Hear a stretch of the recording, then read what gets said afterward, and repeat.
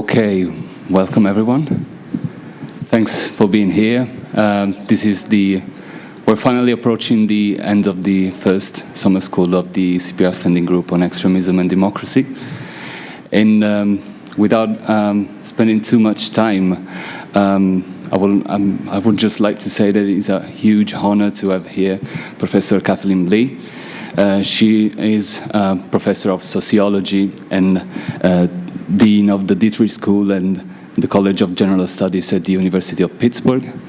Her work has been massively influential when it comes to the study of gender, race, racism, and social movements. And amongst the most influential work, we remember Women in the Klan, racism and gender in the 1920s, inside the organized racism, women in the hate movement, and more recently, she has contributed with a book on understanding racist activism, theory, methods, and research, which is highly resonant with the topics of our summer school. Without further ado, I would leave the floor to her, who is going to present on the topic of gender and the far right. Thanks very much.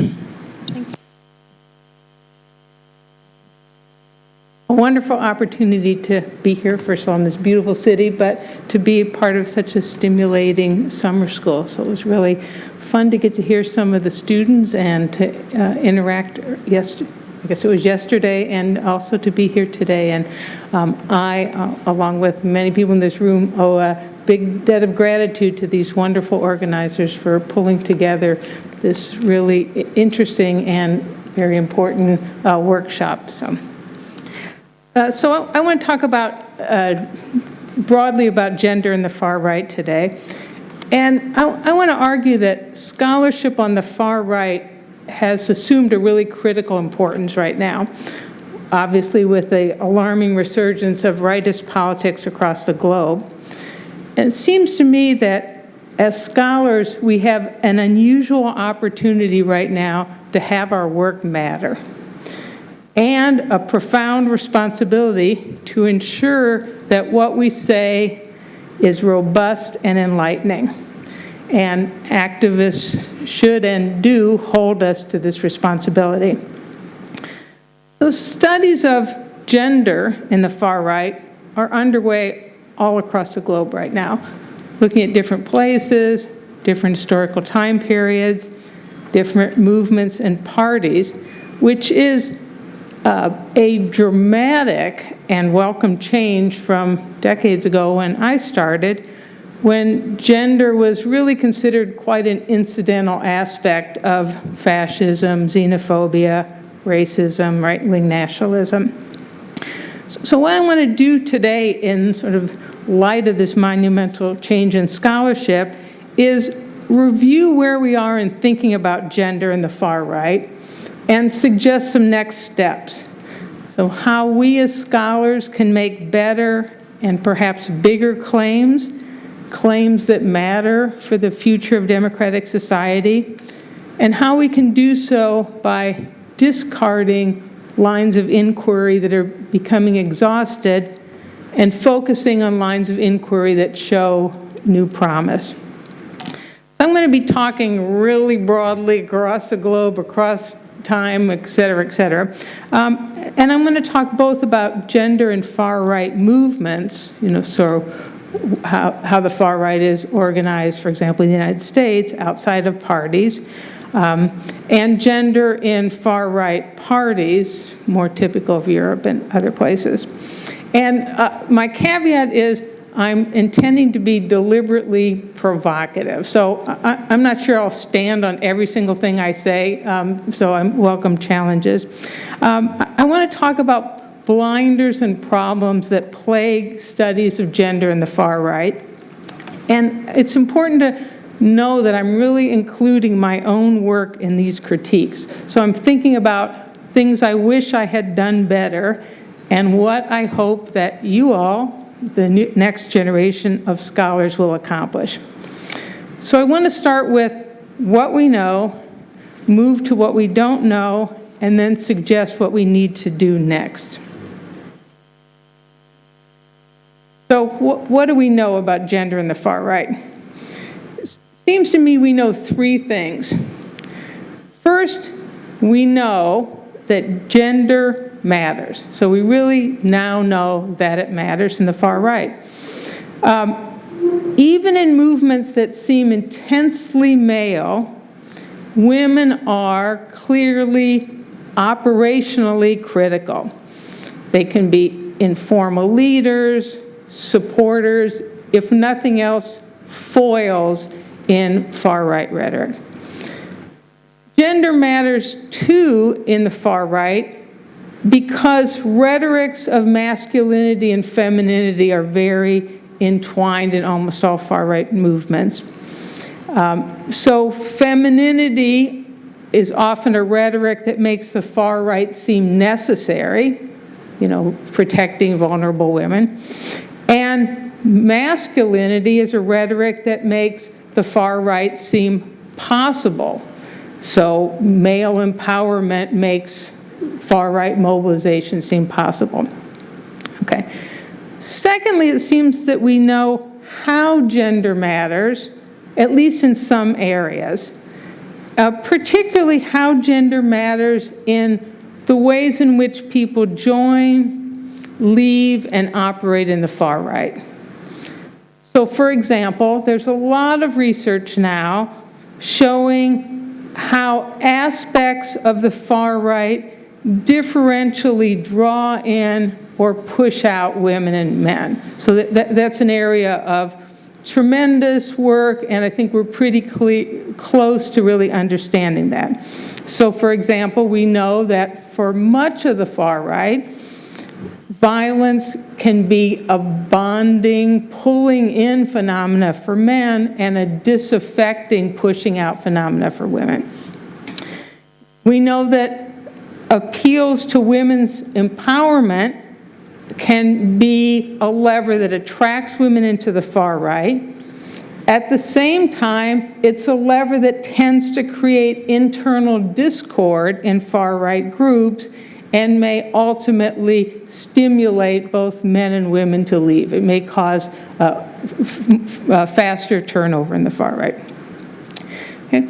And third, it seems that we are at least close to knowing how context matters, how context affects gender in the far right, especially in three areas. And the three areas are these. One, there's a lot of work, and we're pretty close to understanding the difference between gender in the far right when the far right takes place in the form of movements versus takes place in the form of political parties. So we know, for example, that parties need loosely attached adherents and they need voters, and that can create a wider room for women than far-right movements often do. We also know that gender matters differently when the far right is organized around what Cass would call thick ideologies, developed sets of ideas like socialism or liberalism, versus when the far right is organized around thin ideologies, so ideologies that ramble across social cleavages like modern-day populism. So there's a lot of studies of gender in thin ideology far-right parties and movements that suggest that in thin ideology situations, gender can attach to the far right in quite contradictory ways. So for example, in my own studies of the Ku Klux Klan in the 1920s, that very far-right movement was also a movement that promoted women's suffrage. So that's a really example of a thin ideology movement that could pull in a rhetoric of women's rights. Of course, they meant white, native-born Protestant women, but nonetheless a rhetoric of women's rights to advance an anti-egalitarian and racist agenda. There's a lot of other kinds of examples of the contradictory ways that gender operates in thin ideology movements. So, for example, populist claims about the people. Now, you realize I'm generalizing across a wide landscape, so I'm sure everyone's thinking about the things that don't fit. But in general, populist claims about the people, whether the people are Aryan, white, citizens, whatever, tend to be masculinized ideas. The people are masculinized in the sense of being invincible, and simultaneously feminized in the sense of being vulnerable. So there's a contradictory gender claim in populist movements about the people that draws on very different ideologies of femininity and masculinity. And thirdly, we know that gender matters in national historical context. That is to say, how gender matters in the far right, it's clear, is shaped often considerably by how gender matters in the larger society in which that far right is nurtured. So there's some really interesting, maybe somewhat preliminary research now on showing that there's a more expansive sense of gender in the modern far right in nations that have a broad acceptance of gender equity in the society as a whole, such as Finland, the Netherlands, and Denmark. However, exception to every rule, Sweden seems to be an exception to that rule. But in general, there's sort of an interesting mirroring of gender claims in far-right parties and movements and in the underlying societies. Now, that's quite preliminary and points to one big issue that I'll come back to, which is that we need much more comparative work and much more work in places that are very understudied, because a lot of the claims that we can make about gender and the far right rely on comparative leverage that is still quite fragile in a number of areas. So we need much more attention to a greater variety of places and a greater variety of time periods. And incidentally, doing that not only gives us comparative leverage to make specific claims, but it's going to help us deal with something that's very problematic, which is, what is the definition of the far right anyway?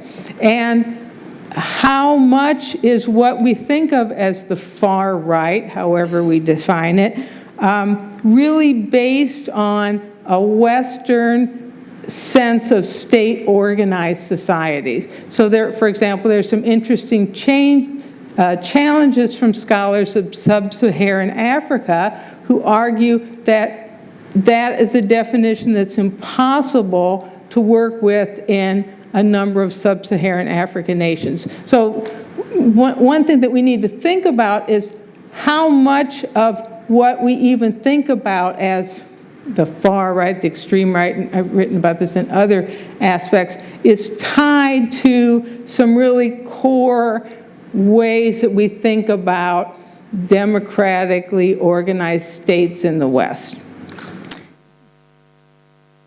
Okay, more interesting, what do we not know? Seems to me that there's three things we don't know. One is larger than the other. One thing we don't know is we don't know very much about global transmission. Not just the transnational character of far-right gender practices and representations and discourses. That is to say, we know that similar things happen in different places, but we're quite preliminary in understanding why that is. So how do gendered images or roles or agendas appear in different places in different parts of the globe, or even over time. So we know a fair amount about points of commonality because there's a lot of studies that show similar things. We know a little bit about networks and some moments of transmission. So we know something about the south to north diffusion of anti-communism that spurred the beginning of the Christian and far right in the United States. We know some things about right-wing networks that diffuse anti-LGBT politics from the West to Africa and other places. But we're really at a quite early stage in trying to understand the mechanisms of transmission. So is it the movement of people? Is it the internet? Is it the movement of money? Is it that similar causes give root to similar outcomes? I think we're very early. So there's a lot of claims about the transnational character of gender in the far right, but few really good empirical cases to understand the transmission that underlies that transnationalism, if indeed it is a transmission. The second thing I think that we don't know much at all about, or if we do, correct me, I don't know much about, is we don't know much about what aspects of gender in the far right are related to its rightist politics, and what aspects are related to something else about its structure. So, for example, do gendered aspects of the far right reflect an ideology, or do they reflect the typical insularity of much of the far right, or the tactics, or the embrace of authoritarianism? In other words, to understand gender in the far right, we really need to understand what is political about it and what is an effect of something else, like its structure or its organization. So thinking about gender is the quite typical valorization of the most brutal aspects of traditional white masculinity in far-right movements and parties. Is that connected to their ideas about gender, or is that an outgrowth of their marginalization in the society, or in some groups, is it an outcome of their rhetoric of violence? In other words, we don't understand what gender is caused by very precisely. Now, how to get a grip on that, it seems to me, is brings us outside of the realm of studying the far right and into some potentially treacherous territory. So one way to try to understand that is by comparing far-right parties and movements to other kinds of social groups that they are like, that are not political. This is treacherous, but maybe we need to think about comparing them to, for example, religious organizations that are quite marginal, to gangs, for example. In other words, really trying to tease out what is tied to politics and what is not by stepping outside of politics and doing comparison. And the third point, and this is a little bit longer point, is it seems to me we don't know exactly how gender matters in far-right movements and parties, particularly how it changes. Okay? So, for example, me and a couple other people I know, I don't know who the we is here exactly, but us as scholars, or my generation of scholars or something, have tended to assume that gender, like other social categories, forms a natural voting bloc, okay? Or if you think about movements, a natural political bloc. So the gender is a major social cleavage in any society. It's what we sociologists would call a master status. And so candidates or movements exploit cleavages to find supporters, right? That's sort of elementary political science. So there's a natural social cleavage between youth and non-youth. So parties, movements appeal to youth or they appeal to non-youth, et cetera. So there's a number of cleavages. Gender's a very clear cleavage in every society, so it's natural that they would appeal. Okay. Another assumption that we've made is that political issues bundle together. And despite tons of research showing this isn't correct, this is a really deep assumption in how people think about politics, at least in the West. So people and scholars as people tend to assume that political issues bundle together in underlying ideologies. So that you could even put them on a continuum, you know, from extreme right to extreme left.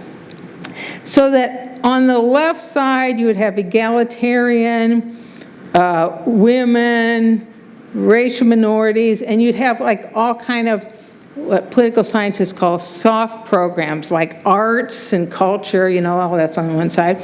And on the other side, you'd have like men and whites and heterosexual privileged groups. And then you'd also have like the hard programs, like military, police, border control. Okay, so there's sort of like this sense that that's how politics works, that things that like go to like, okay? So that's the second assumption. The third assumption is that far-right politics tends to be masculine and heteronormative in its style. Okay, now moving away from politics, just as a style, so that sort of hints of brutality, force, thuggery, authoritarian, dictating are a style that goes with the right. It seems to me, and I'll get back to why this is a problem for gender and politics, there's a mismatch between these assumptions and what's actually happening in the gender and sexual politics of at least the European and the North American far right. Okay? What we have now is what Hillary Pilkington describes as slippery objects. This is her description of the far right. That is, are transforming themselves into new shapes with new combinations of issues and odd groupings of supporters. So let's look at what's going on in the far right. Let's go back to our assumptions. The first assumption is that gender forms a natural voting or political bloc. So that means that women should be less likely to support and more repelled by far-right politics than they are progressive, left, or moderate politics.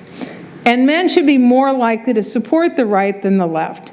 And that should hold across categories of age and social class and region. Like, in other words, gender should really matter.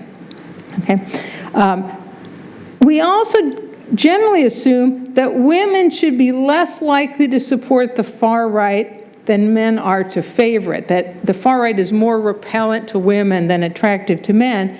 So not only does gender matter, but gender matters more for women than for men. Okay? But is that true anymore? Recent US and at least some European electoral contests are showing a more complicated pattern. So in the United States, most women did oppose Trump, 52%, and most men did support Trump, 53%, creating the biggest gender gap in modern history. So that seems like gender matters. But if you look closely, a significant voting bloc, white women, supported Trump over Clinton, 53%, lower than white men, but a pretty big number given the really very overt anti-women's platform that Trump ran on. So white men were a voting bloc in the Trump election, but not really women. So gender matters for men more than it did for white women, okay? So we have at what initially looked like a gender, we have a gender gap that looked like gender matters, but when you pulled it apart, what you really found out is race matters, and gender mattered for men, but not so much for women. Nona Myers finds something really similar going on in France, where there's a dramatic shift, little to no gender gap in the 2012 presidential election that Marine Le Pen ran in, compared to very significant gender gaps earlier, when taking into account other factors like economic security and education. That is, again, for women, gender didn't matter. What mattered was economic and social conditions. So it seemed, so this little segue into voting data aside, the bigger issue, I think, is that we usually think of the far right as aligned by social groups, like it brings together these natural groups, whites, citizens, native-born persons, older people, men, Christians, that they're just all sitting out there as voting blocks, and the far right like sweeps them up and puts them together, okay? But what I think is going on, and this is really important for gender, is that these days the far right is not taking advantage of natural voting blocks as much as constructing new ones. And this is a really significant and dangerous turn for gender and for other aspects. That is to say, the far right in many places, including the US, is exploiting fractures within these historical cleavages to craft new kinds of social groups, putting together whites with longtime residents, with Christians, sometimes with LGBT white populations.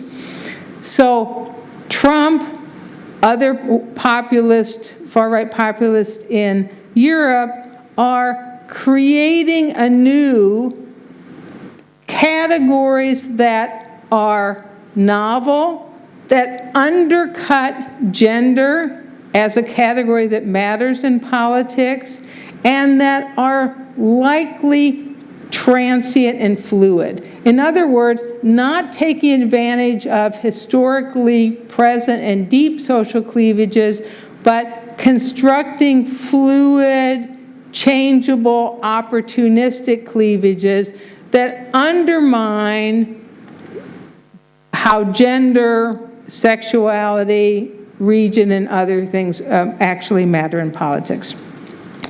Okay.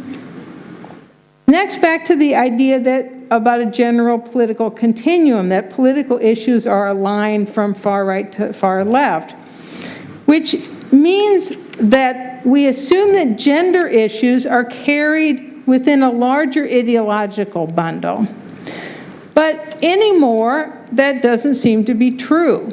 So if you look across far-right movements and parties within Europe, North America, and beyond, what you find is that ideological consistency, sort of that bundling idea, is increasingly less important than power. That winning has become much more significant than consistency, or in other words, opportunism has begun to trump ideology.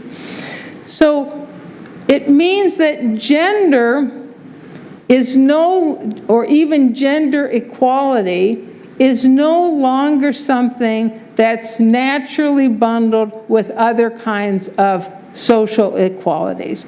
The far right has developed ways of peeling off segments of people who would support gender equality, but who also support other kinds of social inequalities and will vote for candidates or join movements to secure those inequalities, even when they're against their interests in gender.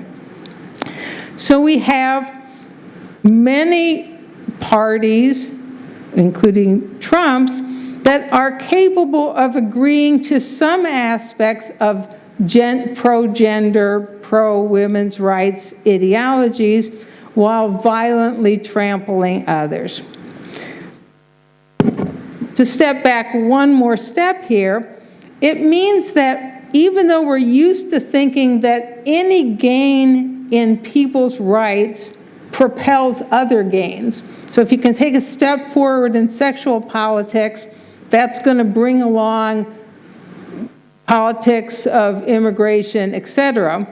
I think we're increasingly facing a world in which those chess pieces don't all go together, and so rights in one area don't pull rights in another area. The cheerful way of looking at this is perhaps losses in one area don't pull losses in another. But I think that a lot of our assumptions about how politics go together is no longer true.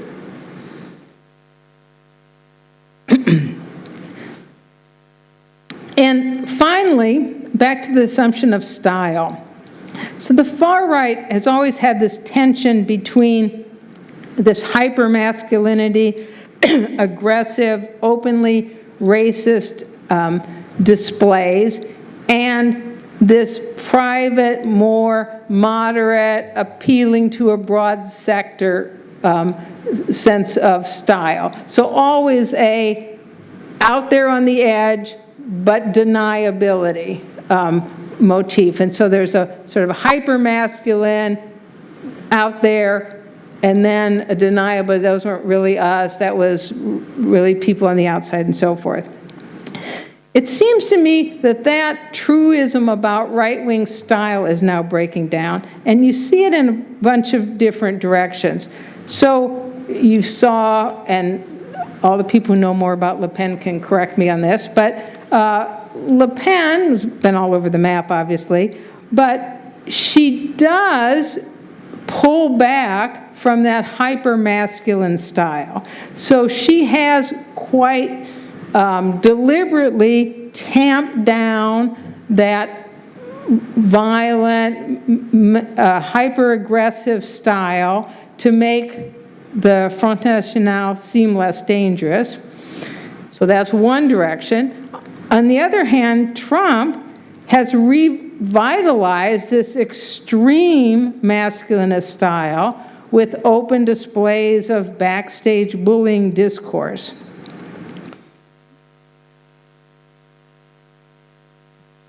So in terms of gender, what I think we're seeing is not necessarily a lack of gender in the style of politics, but a breakdown of what was an original truism, which is the far-right style was always hyper-masculine, and now, again, like with ideology, a much more opportunist use of style.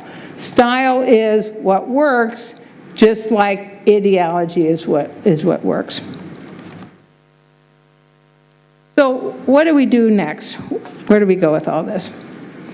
So I want to make suggestions in 4 areas: topics to look at, frameworks, skepticism, and claims. So topics, here's the easiest one that it doesn't require all that much thinking, but it seems to me we need to expand the topics we look at, because what we need to try to understand is how social institutions and networks carry gender into the far right. Okay, so gender doesn't just appear in the far right. Far right is tied to a lot of other things in society that bring gender into the far right, and we don't have a good sense of those. So among the things I think we need to look at a lot more are education, how schools are tied to the far right. Really important issue in a lot of places.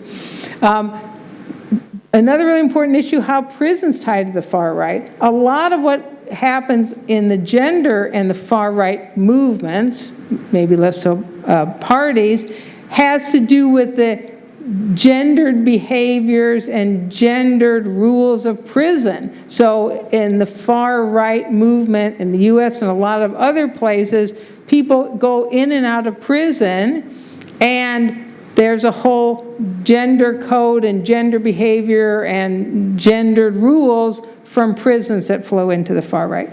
The military, in many places the far right is quite tied into the military for a variety of reasons. They recruit from the military, they infiltrate the military to get weapons and weapons training, etc. Law enforcement, both police are often involved, or often police can be involved in the far right, but also people on the far right are arrested. There's a whole carrying of gender through law enforcement. But other worlds, the worlds of addiction and sexual abuse. Some studies I've been doing, there's just a tremendous incident of addictive behaviors and prior sexual abuse and childhood abuse by people in the far right. Some of what is carried in terms of gender is carried in through those worlds, etc. So what we need to do in terms of topics is figure out whether the gendered aspects of the far right are simply just being carried in through these affiliated institutions or social groups, or whether the far right has what we've often thought it has, its own gender logic, okay? Does the far right have a gender logic? We've often assumed it does, but to know whether it does means to be able to parse out all these other influences. My other three suggestions are more fundamental, but probably more difficult. My second suggestion has to do with the framework of gender. And it seems to me that we need to think carefully about both the advantages and the problems of using a conceptual framework of gender to study the far right. Now, to step back a bit, the lens of gender, the framework of gender, has been tremendously productive for 30 years in bringing gendered aspects of the far right out of the shadows. That's why we know that gender matters in the far right, because people use the lens of gender. But it seems to me that 30 years in now, that gendered framework, the gender lens, is pushing us to find gender in the far right, thereby implicitly producing a confirmation bias. That is, we moved away from that earlier frameworks where people assumed that gender and sexuality didn't matter at all in the far right, that they were just epiphenomena, and we didn't need to pay attention to them. But when we moved away from that framework over the last 30 years, we've moved, I think, too far into an opposite framework, in that we now assume that gender and sexual politics do matter in the far right, and all too often we, and I mean we, me too, set off to find examples of it, okay? That is the classic error of evidence, right? Looking for something, you're going to find it. You look for examples of where gender and sexuality matter in the far right, we're going to find them. Why is this a problem? It's a problem because assuming that gender matters makes it almost impossible to figure out how much it does matter, and whether it's mattering more over time or less over time, okay? Looking for gender makes it essentially static. Second, it's a problem because it leads us to assume that there's an inherent sexual politics of the far right, which, as recent parties and movements have shown, is a problematic assumption. But third, and more important, it means we're likely to overlook the failures, the limitations, and even the complexities of gender. If we're just looking for it, it's hard to find the cracks in the gender project. It's hard to find, for example, the cracks in the masculinizing project of the far right, as, for example, in far-right movements, they're rife with stereotypically feminine practices like artifice and bodily adornment and gossip and drama. So all these sort of stereotype feminist styles are very much the style of the far right, but we don't recognize that as a complication of gender because we're so focused on showing that gender matters. It also makes it hard to see the different ways that sexual politics are organized differently among supporters and in the issues and in the styles of the far right.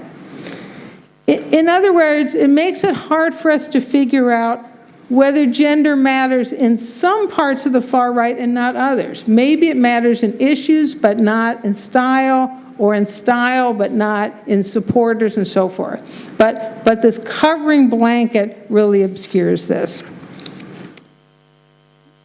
So it seems to me that we need to ask more complicated questions about gender and sexuality in the far right.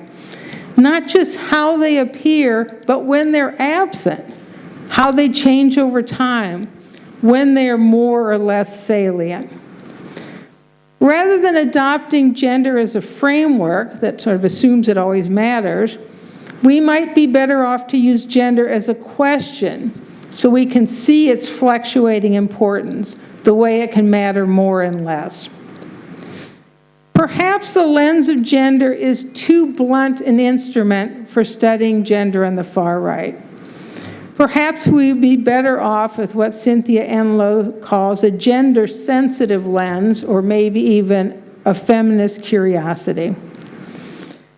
It's also important, I think, to push directly away from gender by looking for and seeing if we can find essentially non-gendered spaces. Now, even to think about that, if we can't think of a space without gender, that itself is a problem, right? It's too big of a blanket if we can't think of that. So are there non-gendered spaces or practices or identities within the far right? Can we, as Renate Bitson asked us to do, find gender-specific and gender-unspecific aspects of the far right?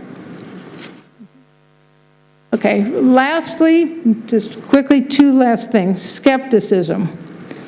Seems to me we need to be more reflective about the role of skepticism in our research. On the one hand, I think we need to be more skeptical, better at trying to figure out what's real and what's representational on the far right. In other words, what's really going on versus what they claim is going on. This is hard to do in the far right because the far right, almost by definition, is based on duplicity, a strong sense of separation of outsiders from insiders. So trying to understand what's real and what's being displayed can be difficult. But on the other hand, and more controversially, I think we might need to be less skeptical. I'm not saying that we shouldn't be skeptical to the agendas and ideas and actions of the far right. Of course we should, as moral people. But we need to be better about separating this skepticism, the skepticism about their politics, from a skepticism about everything they say, about what motivates them, about how they see the world. Because too much skepticism, I think, is losing us valuable insight about how people in the far right really understand the world and what motivates them to their politics. So, for example, assuming that every time they decry global governance, that what they really mean is they're anti-Semitic, is, I think, misplaced skepticism. That to me is an empirical question. That might be true and it might not be true. But it seems to me we need to be both more skeptical and less skeptical in our stance. And finally, the issue of claims. It seems to me that we need to take two steps in terms of the claims we can make from our studies, and both of these seem to me risky. First, I think that scholarship on gender in the far right is right now poised to be bold, much bolder than it is, to frame and tackle the next big generation of large, risky questions. So 20, 30 years ago, the issue of does gender matter in the far right, that was the bold and risky assertion, and it provoked a whole rich body of studies. What we don't have right now, I think, is the next big, bold claim and question that is going to set off the next generation of researchers. So there's some possible contenders for that claim. So for example, some people are arguing maybe we should stop using words like far right, extreme right, radical right, at least in the US and Europe, because those terms imply a bundle of issues that actually don't go together empirically anymore. And perhaps we shouldn't use those terms because they suggest that issues like nationalism, or sometimes if you're talking about racist groups, race, are the core elements, and other elements like gender are derivative or more peripheral. So what if we did what some people are arguing? We should talk now about, not about far-right groups, but talk about misogynist groups or gender sexual fundamentalist politics, to which ideas of nation and race are strategically attached. I'm not advocating, I'm just saying that's on the table. What I think we need to do is figure out what's the next big, bold question that needs our collective attention and move in that direction. And second and last, I think we're now poised, and actually I would say obligated, to make more clear the claims that are implied by our studies, and not wait for other people to figure out what our studies tell us about politics and policies. Now, that might seem obvious. Most of us became scholars and studied the far right because we want to prevent its influence or whatever. But this is a difficult time in which knowledge of the far right is ever more important for the broad future of our societies. So making an impact, it seems to me, might require us to make some uncomfortable intellectual turns, especially by being much more forthright in stating and not hiding behind what we see are the relationship of cause and effect that we find in our research. Okay? This is fraught territory because the scholarly community properly values caution and hesitation and qualifications. But those kind of hedging, not really saying what causes what and what we think, those are scholarly guardrails that can be politically debilitating, draining away the political impact of our work.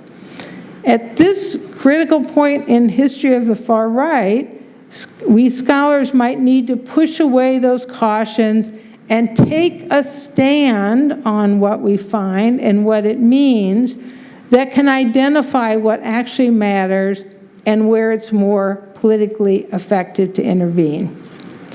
So thinking about the next generation of claims about gender in the far right, or about nationalism and gender fundamentalist movements or whatever, seems to me needs to be a collective project of dialogue among scholars on many continents, including scholars without titles and institutions, and with activists and readers and voters and politically vulnerable peoples. This does not seem anymore like a project for isolated scholars plowing their own vein of work. So, thank you.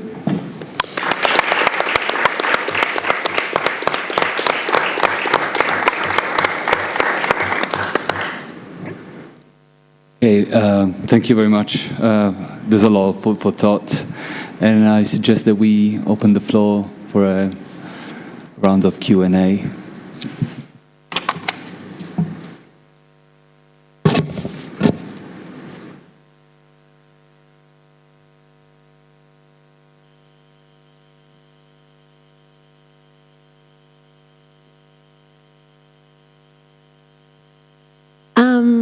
Yeah, thank you so much for your talk. I'm, of course, really interested in this subject. When you brought up how gender mattered more for men in the 2016 election, I wonder if one of the questions to think about is how different gender is between the left and the right, and how different misogyny and male supremacism is between the left and the right, particularly thinking about the fact that even though Trump distinguished himself within the Republican Party and with the alt-right as a misogynist character, and therefore drew many online misogynist groupings, such as Men's Rights and the Red Pill, that previously had not been involved in electoral politics because they didn't see themselves on either side of the party. Some key ideological leaders, like Warren Farrell, who is considered the godfather of the men's rights ideology, was and still is a Democrat and supported Hillary Clinton, except that he really prefers Trump's statements about gender issues. And so thinking about the legacy in the left of racism and sexism in trade unions, and just the role that for white men in the United States, how much of this is a far-right issue and how much of it is an ideology that's a bit more widespread. The Me Too movement ended up targeting a lot of progressive men were revealed as having been serial sexual harassers and abusers at places like Alternate. That was very significant. Yeah, no, I agree. I think that's really right, that one of the reasons that gender didn't matter to women, essentially, right, is because the gender, the misogyny was on both sides of the election, right? So it was on the Democratic side, it was on the Republican side. That's sort of what you're saying, right? But I think that's right. But the reality, that means, though, when you think about it, the most overtly misogynist candidate of my lifetime, and I'm old, I've seen a lot of candidates, was a candidate for whom gender didn't matter to women. I mean, so that's kind of a shocking thing when you think about it, right? That other things trumped, so to speak, gender for women, even in the face of the most virulent gendered candidate that I can remember, right? I mean, surpassing all the, generals and so forth that were candidates. This is the most. So I take your point that partly because there's misogyny on both sides, but it's partly, it just shows you how complicated politics is, and that by saying that gender matters, we can really lose track of the ways in which the far right can, and the Democrats can create situations where it kind of wipes out the effect of gender. It makes gender not matter. Or more confusingly in this case, gender can matter to one gender block and not to the other. So I'm not a political scientist, so I don't want to get in too much in the weeds here because it'll be over my head quickly. But I think that the takeaway point is this all gets obscured when we just think like gender matters and like there's a gender gap and all this stuff, because it turns out not so much. And maybe this is a one-off, and maybe 10 years from now we'll be back and we'll have gender gaps and everything will sort out as it did in the past, but maybe not. Yeah.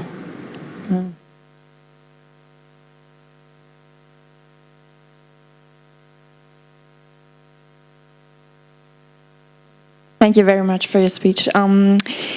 I was wondering, you mentioned the confirmation bias, and then you, as a tactic against it, you said that we have to ask more complicated questions and be more specific, or put gender as itself as a question. But I'm just wondering how we can do this, and how we can what we can do specifically about this confirmation bias.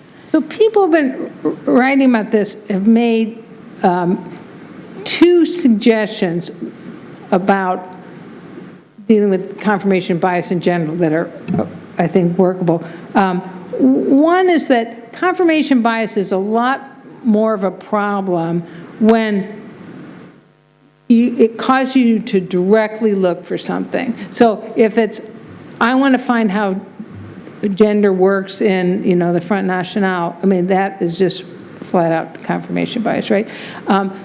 And that there's two ways to get yourself around this. I mean, it's kind of a way of coaching yourself to look at something to not produce that. And one is to look at gender indirectly, so that you're not looking, your question isn't gender, but you can find gender. It's a possibility that emerges looking for other things.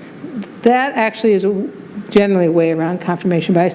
And the other way is to try to find ways in which it doesn't matter. That's actually hard, and it may be, you could say gender always matters in every situation, but that's fine. Then it may be how salient it is, how pressing, how important compared to other things. In other words, some way of allowing yourself to see things that are not categorical.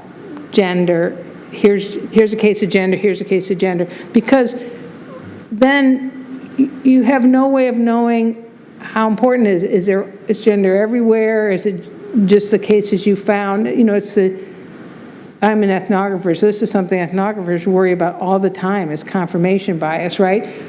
You look for things, and it's hard to you can lose track of the whole universe of times where you're not finding that thing because you're so interested in finding that thing. I want to see where they're violent. I'm really looking at that, and I'm losing track of all the times they're not being violent, right? So gender sort of operates the same way. So I don't think it's to me, a conceptual problem so much as like a training yourself to see your data in a certain way that is not predetermined by your question. Does that make sense?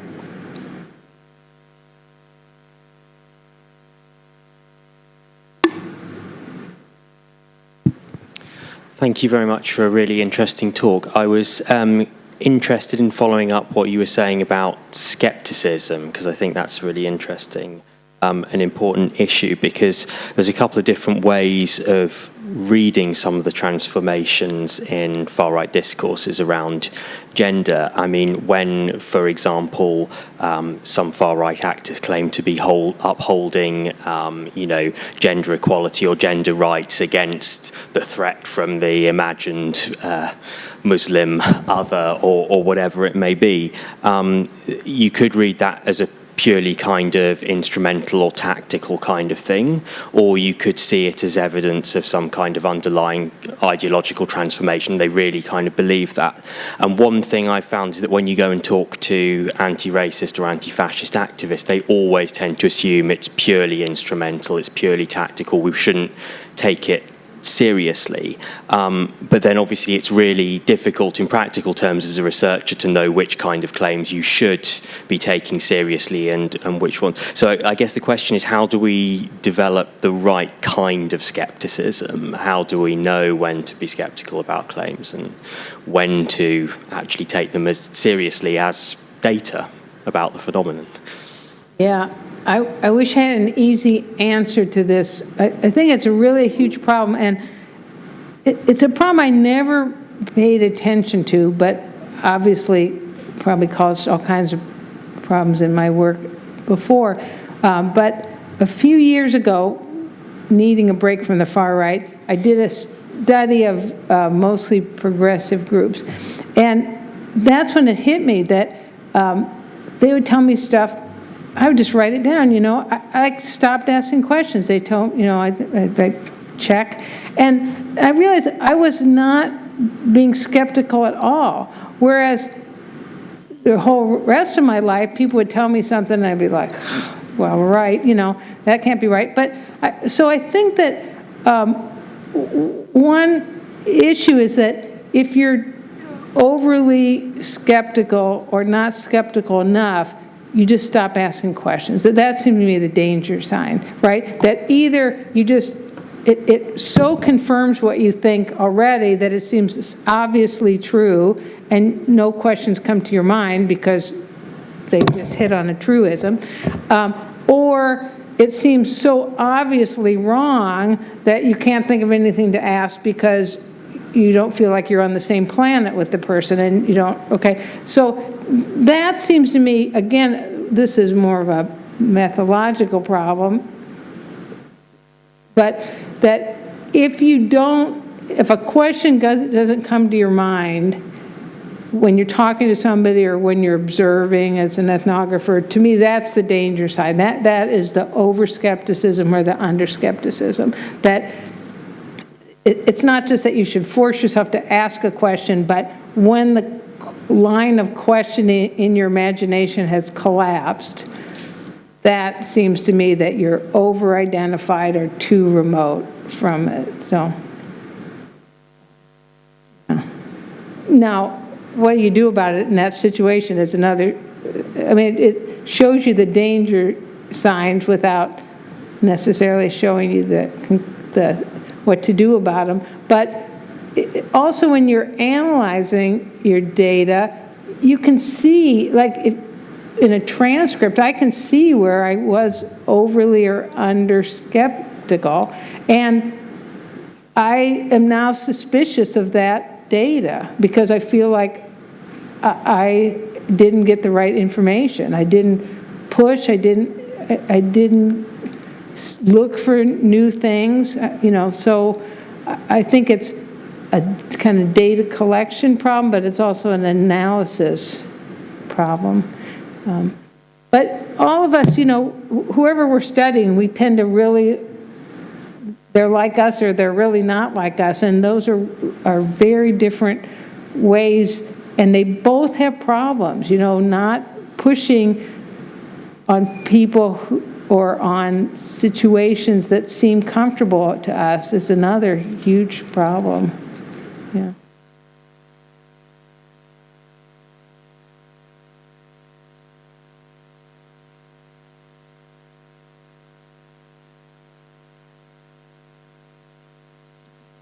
I would like to take the opportunity to ask a question myself.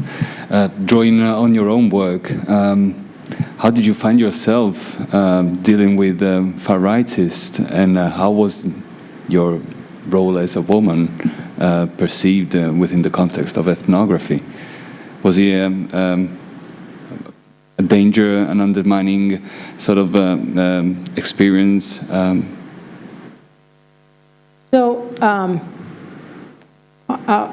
Part of this I mentioned to the class yesterday, so I'll apologize for saying it again, but it's something that concerned me, but it turned out to be the opposite of what you might expect. That I think being a woman was less provocative, made situations less provocative than if I had been a man. So there's somebody, a colleague I work with a lot, Pete Simi, who's done similar work, and he ends up in more difficult situations than I do, not because of him, he's just the most mild-mannered person, but just being a man, I think, is more provocative in the kinds of groups that we study. And my little experimental case of this, I mentioned to the group yesterday, but there's a project that Pete and I and somebody else are doing right now, looking at people who are leaving violent white supremacist groups.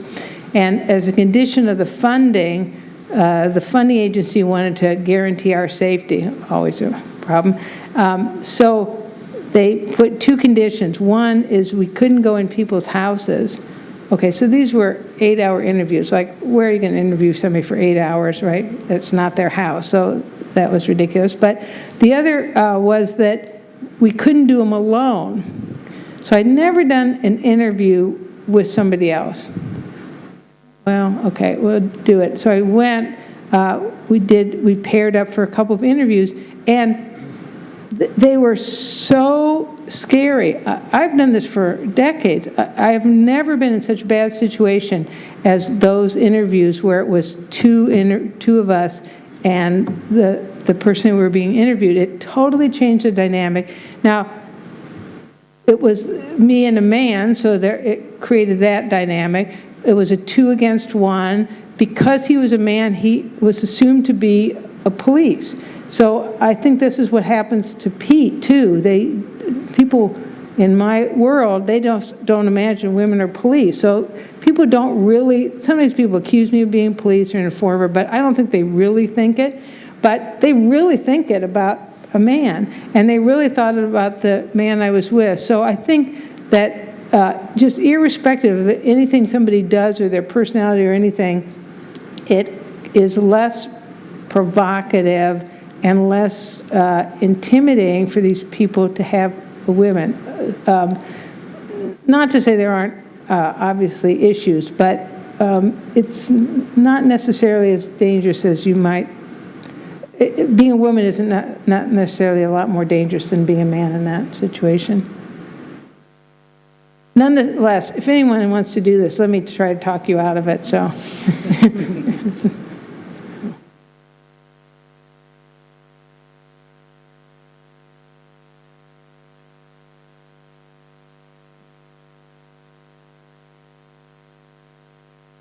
Yeah, I was hoping that you could elaborate more on what you thought was interesting in the topic of schooling. I used to do research on abstinence-only education, and so one of the things that struck me, both in the Trump campaign, but also frequently in the reaction of conservative women to the Trump campaign, was that the kind of gender stereotyping and anti-consensual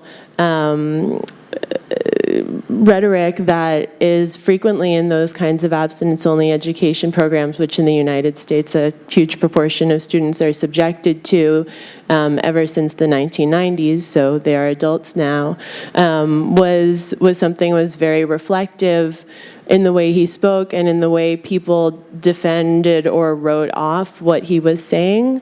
And the other aspect of kind of the distancing between what he was saying and feeling like it impacted them in terms of conservative women.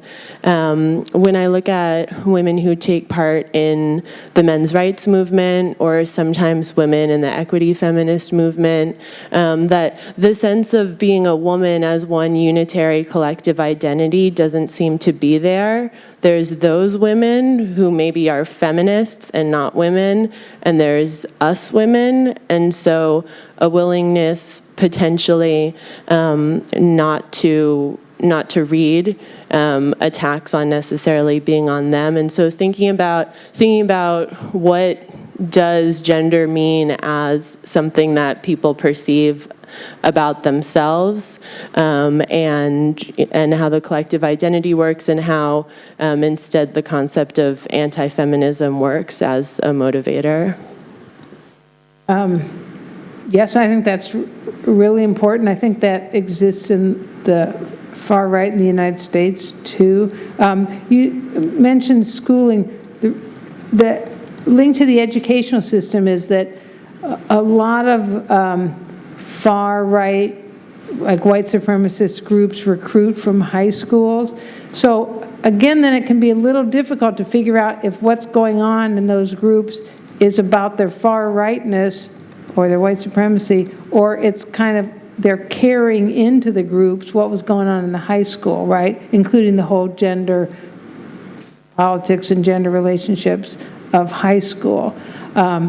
especially in groups where multiple kids join from a similar high school. So that's one of the things I think is tied into the far right. They're not, the people I study, white supremacists, are not very tied into homeschooling because a lot of them are really anti-Christian, so they wouldn't be pulling from that. But homeschooling is clearly a feed into other parts of the right in the United States, into the Christian right.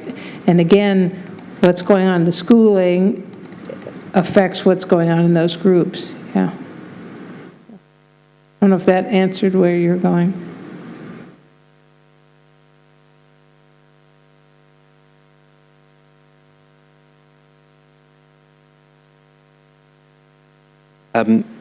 I just want to pick up on, you mentioned, I think, that the way we think about the far right in general, but also specifically in relation to gender, is very much tied into Western and specifically state-centric theories of politics and so on, and that had been increasingly challenged by scholars. I think you mentioned from sub-Saharan Africa particularly. I just wondered if you could elaborate a bit on what kind of those debates are about, and so perhaps some examples of ways in which you think that current frameworks are kind of biasing or influencing the way we approach the issue. So a lot of what we think about as the far right has to do with something about relationships to the state, to sort of an independent state. So they're nationalists or they're anti-nationalists, they're internationalists, right?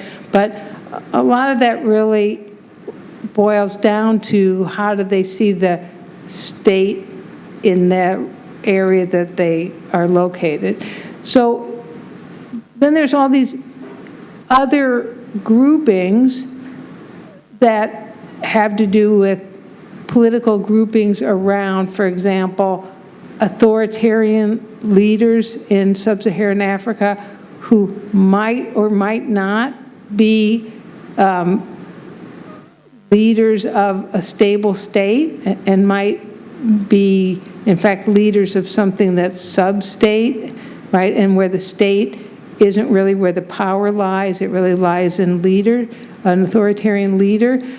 So how do you think, what's the far right then? I mean, what is a far right in a strong, sort of strongman authoritarian government? Or how do we think about the far right in terms of fundamentalist extremism of other forms? I mean, there's a whole lot of things that are sort of out there that we have an uneasy conceptual net for. Are they related to the far right? Are they rightist? I mean, are they somehow in this umbrella that we want to capture? But our umbrella is so tied to this idea that the far right is sort of anti-democratic. But if you're talking about societies that are not themselves democratic, what's the far right? You know, how does that position itself? So I feel like I'm saying this again, but once again, I don't have an answer. But I think it's a big question for the future. If we're going to actually do some comparison, or maybe we give up and we say we're only going to compare within, it only makes sense within this Western framework, and that's our comparative base. But that might not be a good thing to do, because just look at the world right now. Do we really not want to? I mean, what do we think about India? I mean, that's a kind of a big issue, right? And India, in some ways of thinking about it, is maybe the largest far-right movement on the planet. But it is is it far-right in the way that we think about far-right? You know, it's sort of is, sort of isn't, right? So I don't think just saying, well, we're only going to talk about Europe and North America, it might be intellectually clean, but I'm not sure that's politically clean, because while we, you know, slice and dice, the leaders of these movements are talking to each other, right? So they see some commonalities, even if our scholarly frameworks haven't sorted them out. So I feel like here we're being pulled by politics as much as by an intellectual puzzle to figure that out. I don't think it's easy to figure out what's the like here and what are the boundaries around what we're talking about. But figuring that out not only has political resonance, but could really help us understand something about our own national far rights, because it gives us a comparative leverage that we now don't have so much, right? I mean, where's Putin, right? Is that a far right? Is he a far right leader? I mean, what? Duterte. Yeah, Duterte. I mean, I think it challenges us to think a little more deeply about what the category is here. Yeah, thank you. I also really enjoyed the talk. What I found most provocative, because that's how you started, right, was this idea that of this sort of disaggregation of the clusters of issues and the role of gender and all of this. And I think that's what's particularly interesting about what's going on at the moment. And I think one way of looking at it as well would be to put it in the context of larger political conflicts that are going on. So to not only see the far right isolated as a political actor, but also look at the lines of conflict with which it engages. Because usually this kind of clustering is only necessary because there is political conflict, right? That's the only reason why you have something like a left-right axis, because these like organizations must come together in order to fight a common enemy. And so what might seem like a disaggregation or sort of a confusion of the like classical linkage of issues might be a reordering of those lines of conflict, I think that's right? And one analysis that was sort of formulating this more concretely that I found really interesting was that of Nancy Fraser and her interpretation of the Trump election as a reaction to this conglomerate of neoliberalism and liberal feminism. So that the repudiation of Clinton also by white women would be more understood as a sort of a refusal of neoliberalism, but this not meaning that gender did not play a role. It was also including a specific type of feminism and articulation of gender, the neoliberal one, that Hillary Clinton was personifying, right? So it might be that even that gender might continue to play a role, but sort of in a shifting way, because there is more than just the left and the right now, because there's also the neoliberal center that sort of mixes up these logics a little bit. But it seems to me that's an example of how it's helpful to pull apart where gender matters. So I think it's crystal clear gender matters in the ideology, right, or the rhetoric, or whatever you think about this. Does it matter in the support? Seems variable. Matters definitely in the ideology or the claims. Support, maybe not. It mattered in the style. You know, I think that sort of figuring out when we're talking about what gender matters, what it matters for, sort of what the case is. And I think that's a really interesting empirical question that will be resolved over time. Is there a reshuffling of the sort of social categories, or is it the alternate theory is that certain parts of the far right have just are not that interested in ideology, and they're just very opportunistic, so they just shuffle together whatever works for the moment. That's actually probably a difference between, in the United States, between the far right and even the most rightist of the conservatives. So even the most rightist of the conservatives are interested in ideology. I mean, they make ideological claims. They have, an intellectual history however you might think about it. But once you cross the line into white supremacism, that's not really the case. They're very uninterested in ideology. They are very uninterested in intellectual claims. It's not, it's more the fascist side. It's a movement of action, not of ideas. So that kind of crosses that Rubicon. But I think you're right that on the level of ideas, gender was really important. But I'm not sure it was important in all other ways, sadly.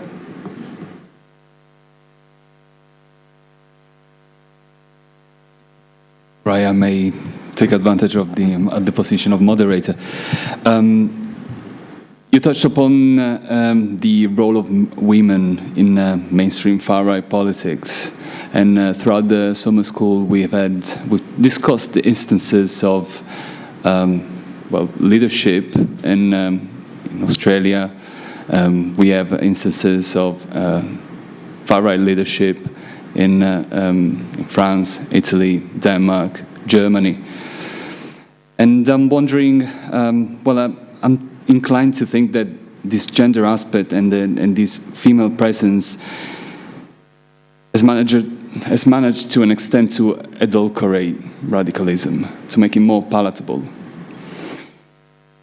But effectively has done very little to change the substantive content of far-right politics.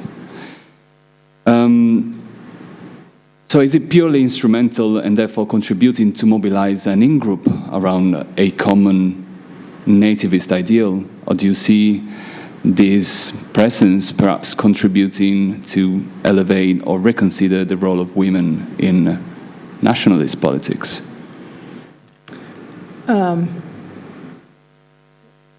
Even for me, when I started out by saying I was going to try to look at all times and all places, this is a stretch to think about all nationalist politics, but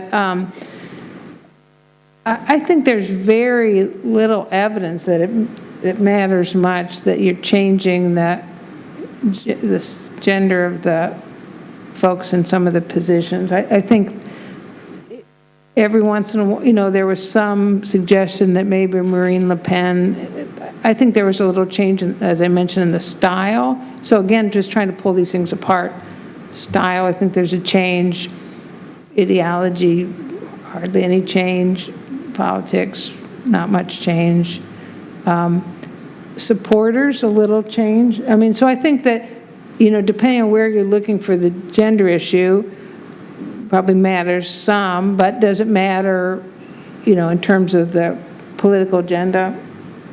I don't think so. I think, and again, that may just reflect what I said, that the studies that we're looking at, the relationship between far-right politics and gender politics in the countries in which they're located, that they tend to mirror their countries' gender politics, a bunch of steps behind and a century behind, but still there's some kind of mirroring, and women are more in politics in general. Women are more in politics in the far right, I think, but I don't think it probably has much.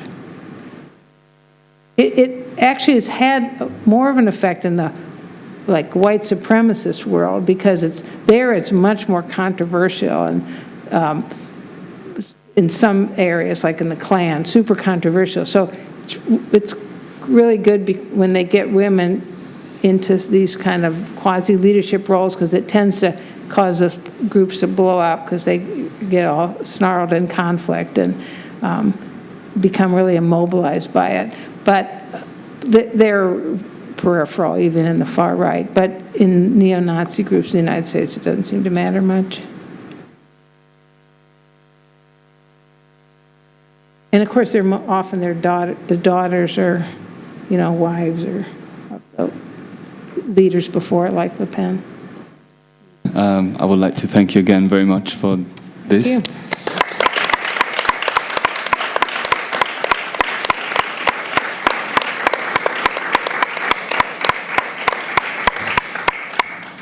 As a very final wrap-up, I would like to invite Professor Donatella Della Porta to join us for the concluding remarks and the closing session of our summer school.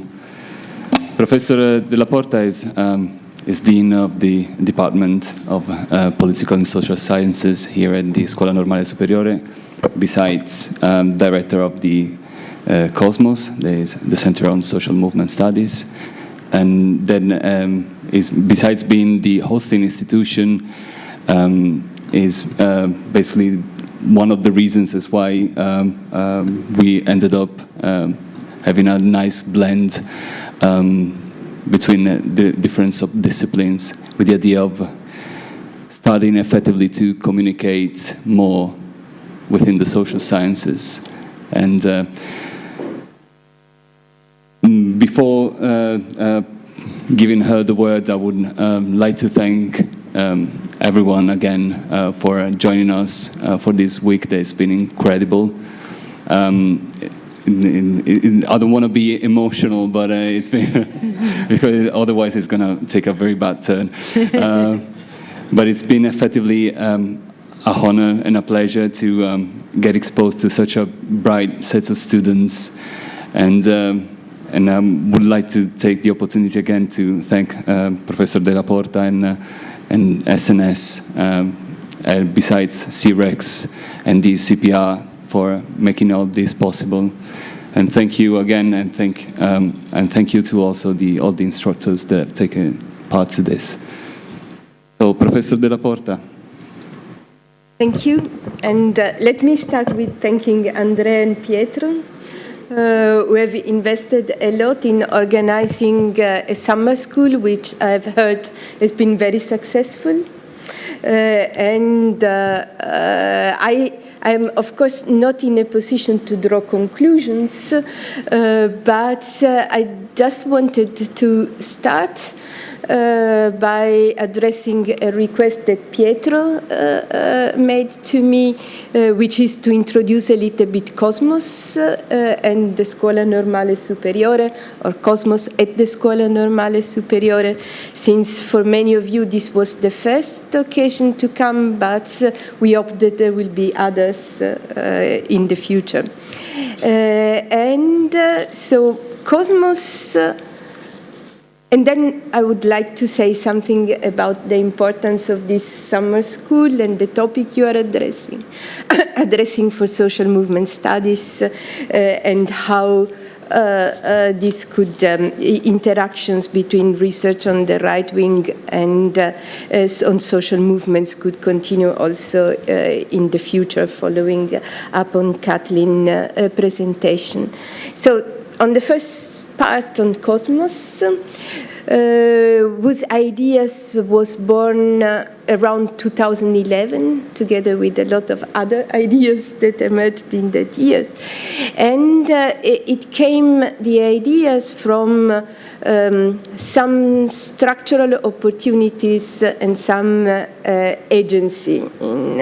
The main structural opportunities came first at the European University Institute, and then here, with the possibilities to develop research on social movements, on very different aspects of them, within an environment, or two environments, which were particularly, can I say, profuse for these developments. Here it's Scuola Normale Superiore is an Italian institution, is an Italian universities for higher education, but it has some specificity. It is an international places in which we have been lucky in recruiting PhD students from different countries, having visitors from different countries at different levels. So once I counted people from 43 countries who had been staying with us, and this is an incredible asset for an institution. So being able to rely upon different visions, different experiences, different traditions. This is an institution for postgraduate studies, which means it is a very lucky institutions in which we have PhD students who have their own grants and can invest in developing their own research in an environment in which there is a lot of support by peers coming from different countries. It is an environment which has developed as very multidisciplinary. This is an element that also was relevant for the summer school. So we tried to focus on social movements, but the idea was always to move beyond the orthodoxy and to try to bridge social movement studies with other fields of studies, because the impression was with the success of social movement studies, there could be also some danger, the danger of closing down connections with other disciplines. And this we tried to avoid by always developing projects that could combine insight from different disciplines. And the other advantage is that it is a multi-generational institution, so differently from some of the big PhD program, this is a PhD program which is based not only on works by seniors, but as also different generations interacting in the Scuola. So what we have in Cosmos and what Cosmos is made of is a PhD students with about 12 grants every year, so about 60 PhD students, because the grants are for 4 years, working from different countries on different aspects of social movements and beyond. We have about 20 postdocs working on specific projects, and we have a faculty of about 12 scholars, seniors and juniors. And we have a lot of also guests, senior and juniors, and what Cosmos does is try to develop these agency aspects through a series of initiatives, conferences, talks. We have Cosmos Talks, Cosmos Roundtables, Cosmos Sharing, which is more horizontal, the Andrea Felicetti kids. We have Cosmos Summer Schools, and 3 this years, and all of them very successful, but we have also a Cosmos Square and some Cosmos Fun Days, and we would like also to develop some musical aspects with the professionals here. So Cosmos does these things, trying to develop, especially from the theoretical and the methodological aspect, 2 elements on which these schools has been based as well. One is, as I mentioned, going beyond the mainstream, so that we have research on youth, trying to bridge social movements and literature on the youth, on migrants and social movements, on higher educations and social movements, on knowledge and social movements, and the radical rights and social movements. And what we try to do is to really bridge literature, so not imposing the social movements paradigm on this field, but to learn ourselves from what scholars have been doing on this topic, which are relevant for social movement studies, but also teach us how to go beyond this mainstream. And the other main elements, which has been also, I think, a core contributions in this summer school, is what we call methodological pluralism, so trying to avoid methodological wars between quantitative and qualitative approaches, constructivist and positivist type of approaches, and making dialogue among different traditions possible, taking into account, however, also the importance of paying attention to epistemological problems, methodological problems, normative and ethical problems, and so on. So Cosmos is trying to do this thing, and it is organized around 5 pillars, and for all of them, I think there is some connections with what you have been discussing in these summer schools. Democracy is one of the central topics, and this is also a central challenge nowadays. The socioeconomic structures of social movements, which means also how classes and capitalism are relevant to address issues that in the past have been addressed more as countercultural issues. Communications, which is relevant for left-wing but also for right-wing groups that are sometimes very successful in communicating their messages.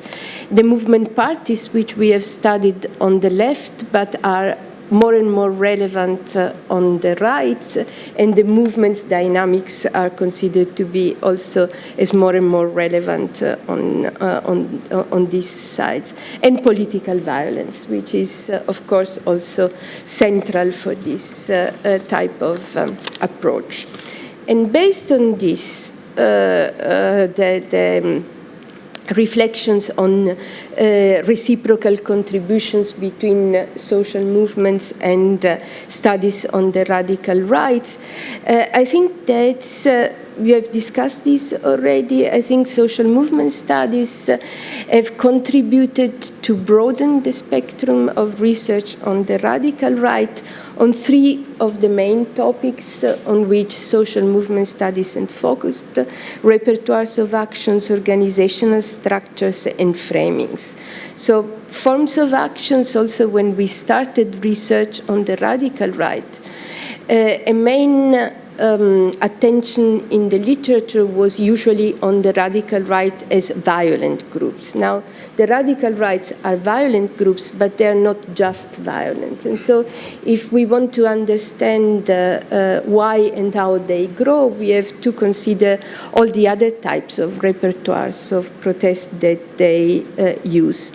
And I think that in this, it would be also important to follow some recent development in social movement studies in looking at repertoires of actions as not only instrumental but also eventful type of protest, moments in which identities are constructed, networks are built, and also on the radical right, transformations happens. From the point of view of the organizational structures, there is the traditional approach to radical rights groups as either very small countercultural groups, good idea, or sort of top-down type of organizations. This reflects some of the characteristics of the radical right in the past, but I think that also, and more, in a moment in which the radical right is unfortunately successful, it is important to conceive of the organizations as organizational fields in which interactions between different types of organizations are relevant, and parties and social movements are among them, but also considering the type of strategic choice and interactions within these fields. Finally, in terms of framing, I think one of the main concepts in social movement studies contributes to look at the potentially successful trend on the radical right in developing a framing which is based a lot on xenophobic and racist type of meanings, but in which narratives are not only the xenophobic and racist one. So I think that also here from social movement studies and attention to identity buildings, we have to pay attention also to the tensions and the ways in which the radical right has been able to adapt and to different trends. We have been working with Pietro on a research on Charlie Hebdo. I don't know if you have mentioned it during the summer school, in which what emerged was the capacity of the radical right also to take up some of the traditional claims of the left. And I think that this is important. So in terms of what social movement studies also in the new development can contribute to the studying of the radical right, but also that studies of the radical rights are important for those who study social movements to avoid emphasizing only the positive sides of the interactions between societies and politics, to avoid focusing only on successful cases and on cases that contribute to progress, and to avoid to focus only on some types of actors, which has been, and some types of areas, which has been one of the limits of social movement studies. Nowadays, I think this means also to go beyond the ways in which social movement studies have traditionally looked at the radical rights in using a term like counter movements. So social movement studies at the margin have in the past looked at radical rights groups as sort of counter movements to the progressive movements of the present.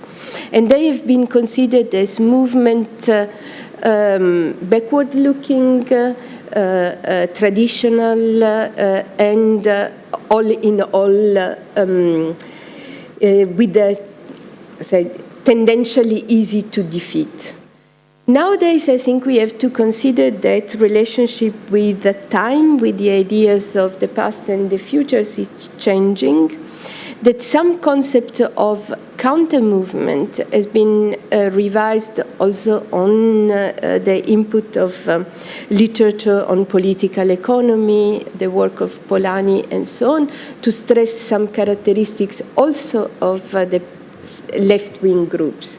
So who is reactive, who is backward-looking, and who is capable of introducing innovations is more and more an open question in interactions that is developing in a moment in which conflicts is very strong, but also with more and more permeable type of borders. And in fact, together with counter-movement, a concept which has developed as relevant in order to look at politics nowadays, and I don't know if you have addressed this in the summer school, but probably yes, is this concept of backlash, of looking at the ways in which previous type of wave of mobilizations, not because they are too successful, but sometimes because they are not successful enough, leave space for the development of reactions which challenge our ideas of societies as moving in one direction, in a directions of progress, and bring back much more the idea of conflicts. So it is nowadays, I think, very important what you are doing also because we are living in the what Antonio Gramsci used to call an interregnum, in a moment in which the old died, but the new is not born. And it is a moment of high conflict. So I think one should not overestimate the capacity of the radical right.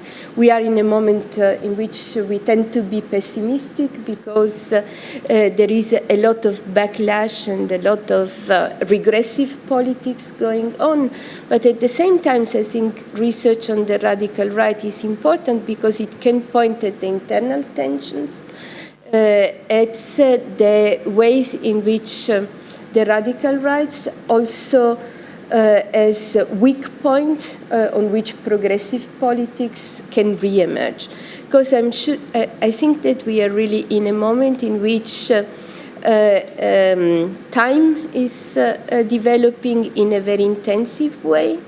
The right wing is winning a lot of battles, but they are also losing some battles, and they are producing resistance and reactions. I'm thinking about a book which is forthcoming in the United States about resistance to Trump. What is developing in the United States is also a strong capacity to resist to the radical rights. We saw in countries like the UK after Brexit a strong reactions against it. We saw that in Turkey there is a strong trend on the development towards authoritarian regimes, but also resistance which is growing. And I think that studying in depth the radical right is important to see its strength, but also to see its weaknesses and being able to connect social movements working in very different directions. I think is important from the scientific point of view and also from the political one. These are not conclusions, but some remarks, and I give the floor back. No, it's just to conclude. Thank you very much, Donatella, for these final words. And I believe that they work as a conclusion in saying that while we have approached many aspects during this week, there are still many more that we did not, and that we might have to in the coming years, and in that respect, responsibility is principally on you, so good luck. Oh, you're not so old.